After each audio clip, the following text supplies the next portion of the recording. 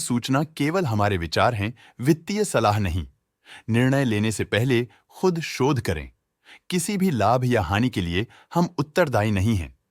आज हम देख रहे हैं द यमुना सिंडिकेट लिमिटेड के 2024-25 Q3 की consolidated financial performance. Starting with the sales, पिछले क्वार्टर से सेल्स में -1.5% का डिक्रीज हुआ है, मगर कंपनी ने पिछले साल के मुकाबले 3% का सेल्स इंक्रीज रिपोर्ट किया। Expenses -1.5% quarter on quarter decrease हो गए हैं, जो साल भर के 2.5% के राइज के साथ अलाइन करता है। एक्सपेंसेस में डिक्रीज अच्छा है, लेकिन सेल्स में डिक्रीज निराशा की बात है। ऑपरेटिंग प्रॉफिट, जो पिछले साल के कंपैरिजन में 72% अप हुआ है, quarter on quarter around 0% increase हुआ है। Operating profit margin OPM annual basis पे 1% से इंक्रीज हुआ है और पिछले क्वार्टर के कंपैरिजन में 0% से इंक्रीज हुआ है। एक्सेप्शनल आइटम्स को ऐड करके अदर इनकम पिछले क्वार्टर के कंपैरिजन में 4.5% बढ़ गई, बावजूद इसकी ईयरली ग्रोथ 111.5% हुई है। डिप्रिशिएशन कॉस्ट में 0% का क्लाइम देखने को मिला और ईयरली बेसिस पे 0% का इंक्रीज देखा गया।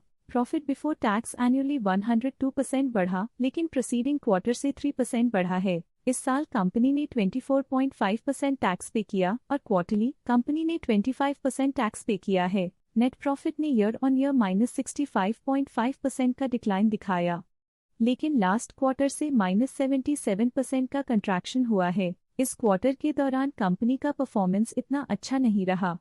नेगेटिव नेट प्रॉफिट लॉसेस को इंडिकेट करता है। वहीं अगर एनुअल एनालिसिस की बात करें तो साल के दौरान कंपनी का परफॉर्मेंस अच्छा नहीं रहा। नेगेटिव नेट प्रॉफिट का मतलब है कि कंपनी प्रॉफिट के कंपैरिजन में नुकसान उठा रही है। अर्निंग्स पर शेयर EPS में ईयरली -65.5% का डिक्रीज देखा गया, लेकिन क्वार्टरली में 77% की गिरावट भी नजर आई। इस क्वार्टर में कंपनी का EPS इतना अच्छा नहीं रहा। नेगेटिव प्रॉफिट कमजोर एफिशिएंसी को दिखाता है। द यमुना सिंडिकेट लिमिटेड के फाइनेंशियल स्नैपशॉट को रिव्यू करते हुए कुछ मुख्य ट्रेंड्स सामने आए हैं जो कंपनी की परफॉर्मेंस पे रोशनी डालते हैं। दिसंबर 2021 से दिसंबर 2024 तक द यमुना सिंडिकेट लिमिटेड की फाइनेंशियल जर्नी में सबसे पहले बात करते हैं सेल्स की। इस साल -1.5% की कमी के बावजूद पिछले 4 सालों में सेल्स में 2% की वृद्धि हुई है। 3 साल पहले के बढ़ती हुई सेल्स के बाद पिछले 2 सालों से सेल्स गिर रही है, जो ग्रोथ मोमेंटम बनाए रखने में चुनौतियां दिखाता है। अब बात करते हैं एक्सपेंसेस की। इस साल एक्सपेंसेस -1% घाट गए हैं, लेकिन 4 सालों में 4% का इजाफा हुआ है। इस साल हालांकि एक्सपेंसेस सेल्स से थोड़ा ज्यादा बढ़े हैं, मगर ग्रोथ रेट्स का करीब होना स्टेडी ऑपरेशनल कॉस्ट को दर्शाता है। चैलेंजेस से गुजरते हुए ऑपरेटिंग प्रॉफिट ने इस साल -31% की डाउनटर्न देखी, जो एक ट्रेंड को कंटिन्यू करता है पिछले 4 सालों में -50% की डिक्लाइन के साथ।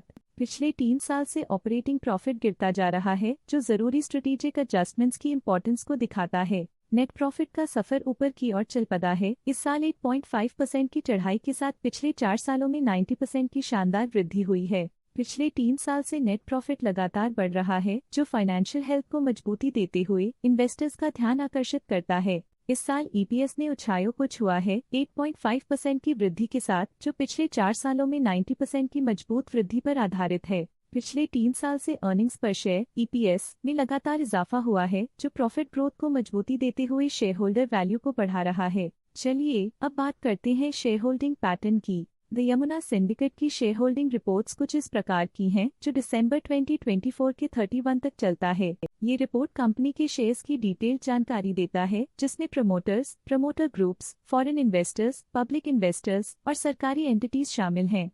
ये था कंपनी का करंट शेयर होल्डिंग पैटर्न। आज के लिए फाइनेंशियल सेक्टर में इतना ही। देखने के लिए धन्यवाद। स्टॉक लेटेस्ट न्यूज अपडेट के लिए चैनल को सब्सक्राइब करें और वीडियो को लाइक एंड शेयर करें।